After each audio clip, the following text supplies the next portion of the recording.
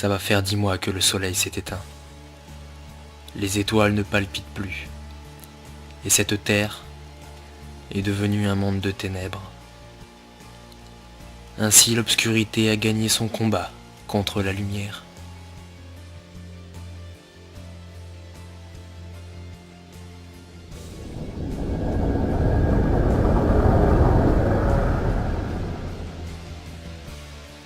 Depuis longtemps on craignait le pire. On sentait la Troisième Guerre mondiale arriver. Elle avait éclaté dans la nuit du 6 juin 06. D'après ce que j'avais compris, le cataclysme s'était déclenché très vite. Les bombes atomiques avaient pulvérisé toutes les grandes villes. On ne savait pas qui avait commencé. Des centaines de missiles nucléaires avaient fendu les cieux, accompagnés de leurs sinistres sifflements. L'un d'eux avait probablement dévié. Il s'était trompé de route. Et au lieu de pulvériser de l'humain, il était parti vers le centre du système solaire. Dans le vide, rien n'arrête un missile nucléaire. Il n'avait pas percuté Vénus ou Mercure. Il avait fait exploser le Soleil. La rencontre avait dû produire une grande lueur. Je ne l'avais pas vu. Je dormais. À mon réveil, j'ai pu constater le désastre. Extinction des feux. Extinction de tous les feux. Dès lors, la terre est tombée dans le noir et le froid. L'aube ne s'est pas levée ce matin-là, ni aucun autre. Le monde est depuis lors plongé dans des ténèbres absolues.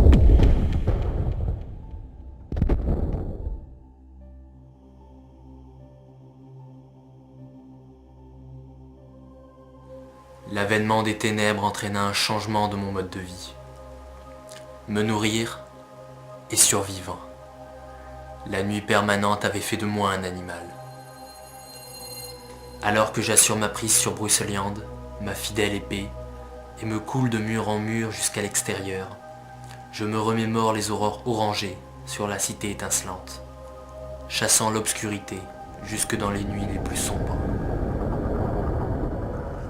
L'air plus glacial annonce la rue.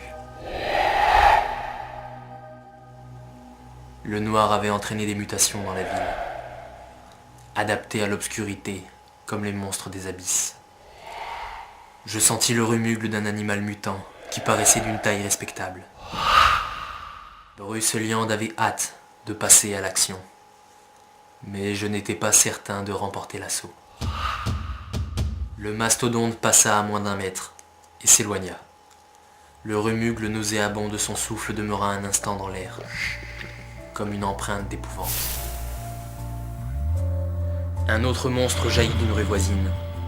Brocéliande fendit l'air par réflexe. L'animal salement amoché s'enfuit en courant. Je sentis quelque chose me saisir le bras.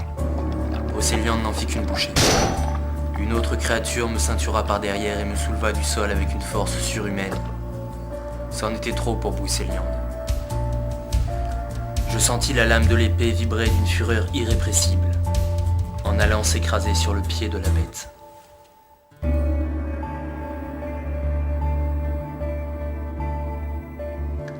Une danse meurtrière m'emporta.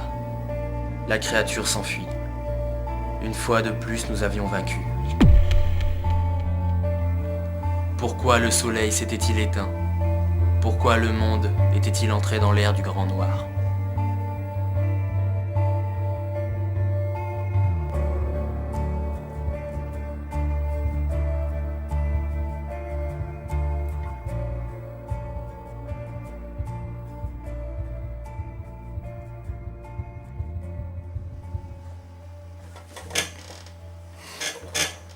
Pourquoi agressez-vous les gens qui cherchent à vous venir en aide? Je me défends, c'est tout. Et toi, qui es-tu pour oser me défier? Vous avez, à ce qu'il paraît, failli être écrasé par un camion Ben, sans parler des motos, des voitures. Et quand quelqu'un veut vous aider, vous le frappez de votre canne blanche. Quelle canne blanche? Celle que l'assistance publique vous a offerte. Sache que Brocéliande est un don des dieux. Je l'ai reçu durant mon sommeil. Maintenant, il est urgent de vous rendre à l'évidence. Il n'y a pas eu de Troisième Guerre mondiale. Il n'y a pas eu de monde en décrépitude plongé dans les ténèbres.